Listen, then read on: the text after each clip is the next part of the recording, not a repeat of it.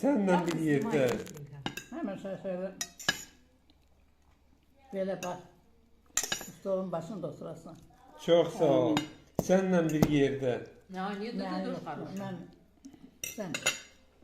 Nə dərslərim? Olmadı axırda. Dünən sənə nə göndərmişdilər? Bu. Hələ Raksanı Bu söyləmiş. kadar görmüşük ki. Babulka. Arvat 95 yaşı var. Aha, snimak. Qonşusu bunu həmişə qulluq edir. Gedib bazarlıq edir, gətirir, hər şeyini verir. Deyir, belə baxdı, elə bir ki, deyir, hayırsılığına kim elədi? Deyir, çox sağ ol. Amma bilmirəm, deyir, sən öləndən sonra mənim axırım olursun. Allah, o qədər gülmüşəm.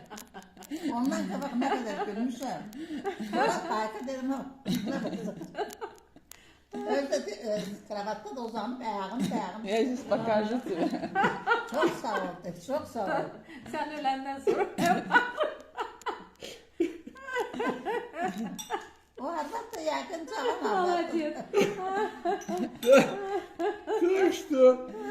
Böyle güldürürsen önemli bize, o kadar gülmüşüm. Dedim, hayır sen canım ona baktın.